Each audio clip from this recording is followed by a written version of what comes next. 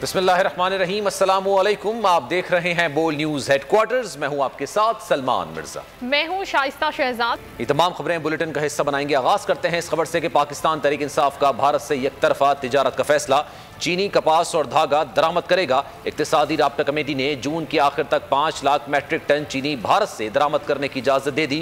वजीर खजाना हम्माद अजहर कहते हैं बड़े फैसले किए बगैर हुकूमतें और कौमें आगे नहीं जाती। हर वक्त पॉपुलर फैसला करना दुरुस्त साबित नहीं होता। बाज़ औक़ात मुश्किल फैसले भी करने पड़ते हैं। स्टेट बैंक की खुद मुख्तारी का फैसला आलमी मेयार के मुताबिक किया। हुकूमत ने गंदम की इमदादी कीमत 1800 रुपये फी मन मुकर्रर कर दी।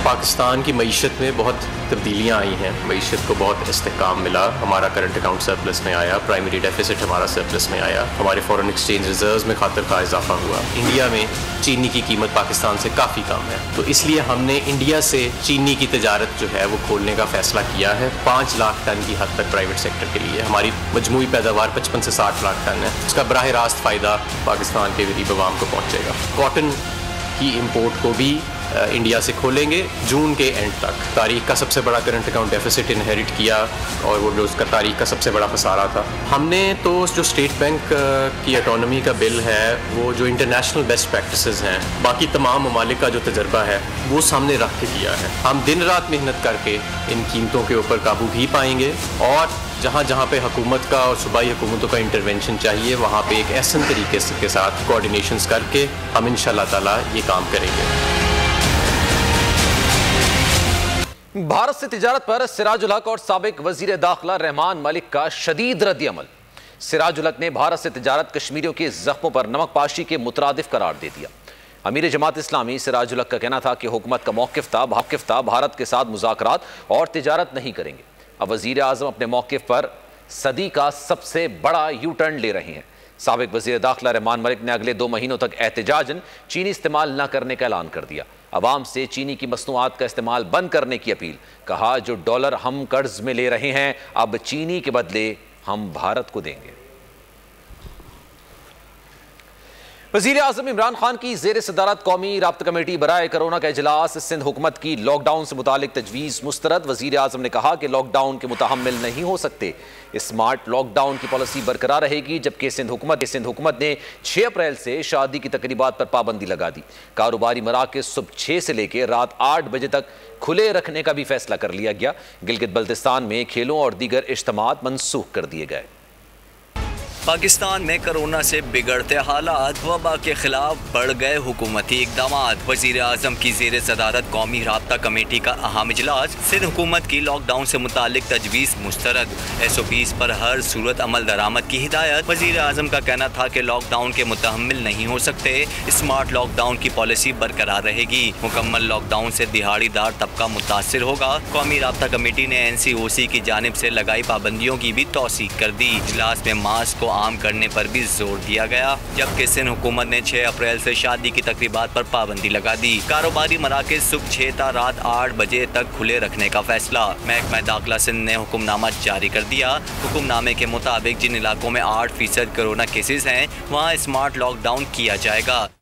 11 अप्रैल तक काबिल अमल होंगी। उधर गिलगित बल्तिस्तान में तयशुदा खेलों और दीगर इज्तिमात और सरगर्मियाँ मनसूख कर दी गई। और जनाब वज़ीर आला सिंध मुराद अली शाह ने एक बार फिर विफाक को 2 हफ्ते के लिए मुकम्मल लॉकडाउन करने पर जोर दे दिया। उनका कहना है कि स्मार्ट लॉकडाउन कुछ नहीं होता। मुकम्मल लॉकडाउन और इंटरसिटी ट्रांसपोर्ट बंद करके कोरोना वायरस की वबा का जोर तोड़ना होगा।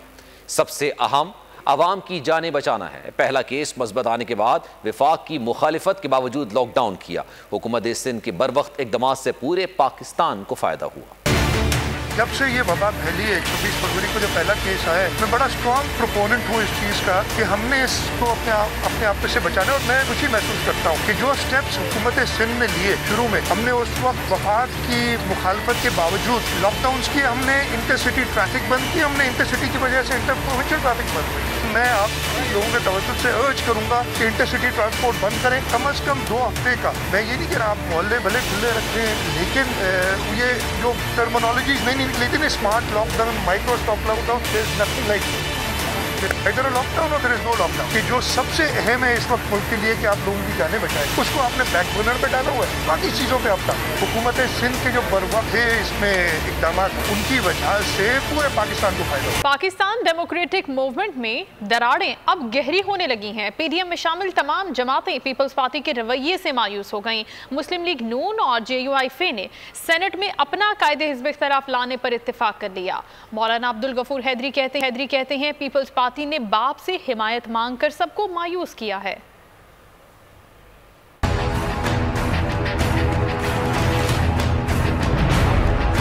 हिज़्ब इख्तिलाफ हुई इख्तिलाफात का शिकार नून लीग JUI का गिलानी को अपोजिशन लीडर तस्लीम करने से साफ इनकार। मुस्लिम लीग नून के रहनुमा शाहिद खाकान अब्बासी ने JUIF के मौलाना अब्दुल गफूर हैदरी से मुलाकात की। शाहिद खाकान अब्बासी ने मौलाना फजलुर रहमान की खैरियत दरियाफ्त की और सेनेट में कायदे हिज़्ब इख्तिलाफ मुंतखब होने के बाद की सूरत हाल पर मुशावरत की। गुफ्तगू में कहा गया कि PDM में शामिल तमाम जमातें पीपल्स पार्टी के रवैये से मायूस हैं। दोनों सियासी जमातों के रहनुमाओं ने इस बात पर भी इत्तेफाक किया कि PDM में शामिल जमातों को अपना कायदे हिज़्ब इख्तिलाफ लाने के लिए हिकमत अमली तय करनी होगी। इस मौके पर मौलाना अब्दुल गफूर हैदरी ने कहा कि कायदे हिज़्ब इख्तिलाफ के मामले में पीपल्स पार्टी ने बाप से हिमायत मांग कर सबको मायूस किया है। शाहिद खाकान अब्बासी ने कहा कि कायदे जमातों से भी जल्द मुशावरत करेंगे।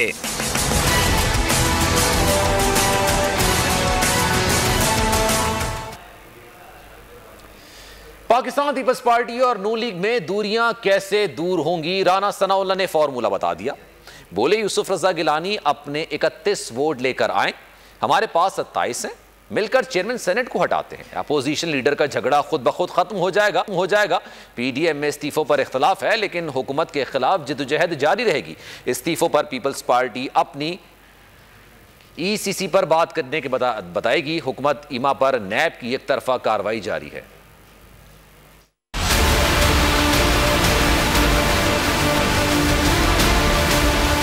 Leader of the opposition Yusuf Raza Gilani साहब के इलेक्ट होने का है, तो उसमें हमारा बड़ा वाज़ेह मौक़िफ़ है कि अगर यूसुफ रजा गिलानी साहब के पास 31 वोट हैं तो हमारे पास 27 हैं, तो ये बन जाते हैं 58। अगर 58 वोट हैं तो आए सामने लाएं, अपने 31 वोट इंश्योर करें, गिलानी साहब को घर भेजते हैं और यूसुफ रजा गिलानी साहब को जो है वो चेयरमैन सेनेट बनाते हैं। तो ये आप लीडर ऑफ द अपोजिशन का जो झगड़ा है ये खुद जो है ये रिजॉल्व हो जाए। हुकूमत तो खुद इस वक्त वेंटिलेटर पे है, इसलिए उसे वेंट की जात जो है वो सताती है। पोजीशन इत्तेहाद है PDM, उसमें सिर्फ एक मसले के ऊपर जो कि इस्तीफों से मुतल्लक था उसमें इख्तलाफ राय था। पीपल्स पार्टी ने टाइम लिया है CEC से, वहाँ से जो है वो पीपल्स पार्टी अपना फैसला लेके वापस आएगी।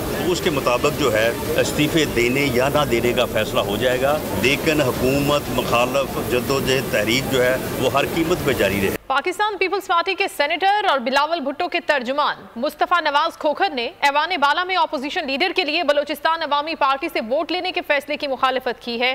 कहते हैं हमें बाप अरकान से वोट नहीं लेने चाहिए थे। हुकूमती अरकान से वोट लेने पर पार्टी के नजरियाती तशख्खुस को नुकसान पहुंचा। अपोजिशन लीडर के मामले पर हमारे मौक़िफ़ में कमजोरी है। मुस्तफ़ा नवाज खोखर की जानिब से ये बयान आया है। उन्होंने वोट लेने की भी इस हवाले से तनकीद की है, तंज का निशाना बनाया है। उन्होंने कहा कि ऐवान बाला में अपोजिशन लीडर के लिए बलोचिस्तान अवामी पार्टी से वोट लेने के फैसले की मुखालिफत करता हूँ और कहते हैं कि हमें बाप अरकान से वोट नहीं लेने चाहिए थे। हुकूमती अरकान से वोट लेने पर पार्टी के नजरियाती तशख्खुस को नुकसान पहुँचा। उन्होंने ये भी कहा कि अपोजिशन लीडर के मामले पर हमारे मौक़िफ़ में कमज़ोरी है। मुस्तफ़ा नवाज खोखर की जानिब से ये बयान सामने आया है और उनका ये कहना था कि ऐवान बाला में अपोजिशन लीडर के लिए बलोचिस्तान अवामी पार्टी से वोट लेने के फैसले की मुखालिफत करता हूँ।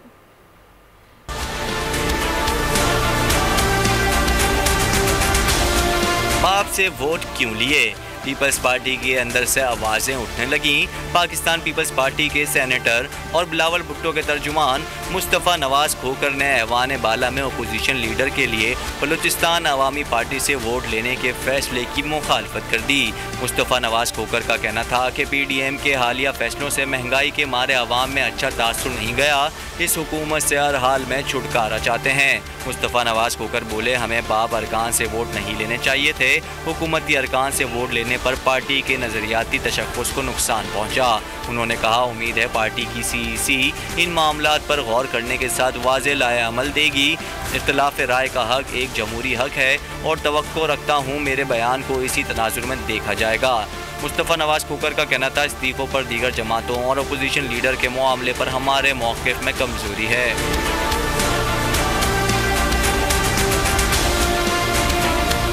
स्पीकर असद कैसर और सेनेट में अपोजिशन लीडर यूसुफ रजा गिलानी के दरमियान टेलीफोनिक राब्ता, ऐवान का माहौल बेहतर बनाने और इंतखाबी इस्लाहात पर तबादला ख्याल। स्पीकर कौमी असम्बली ने अपोजिशन से इंतखाबी इस्लाहात कमेटी के लिए नाम मांग दिए। टेलीफोनिक गुफ्तगू में स्पीकर कौमी असम्बली ने कहा कि मुल्क को दरपेश चैलेंजेस का मुकाबला पार्टी सियासत से बालातर होकर किया जा सकता है। इंतखाबी इस्लाहात वक्त की ऐन ज़रूरत है। कानून साजी के लिए हुकूमत और अपोजिशन को किरदार अदा करना होगा। यूसुफ रजा गिलानी ने कहा कि पीपल्स पार्टी पार्लिमानी सियासत पर यकीन रखती है, इंतखाबी इस्लाहात के लिए मजबूत किरदार अदा करेंगे। इंतखाबी इस्लाहात असरे हाजिर का अहम तकाजा है। सब्सक्राइब करें और बेल दबाएं ताकि कोई खबर रह न जाए।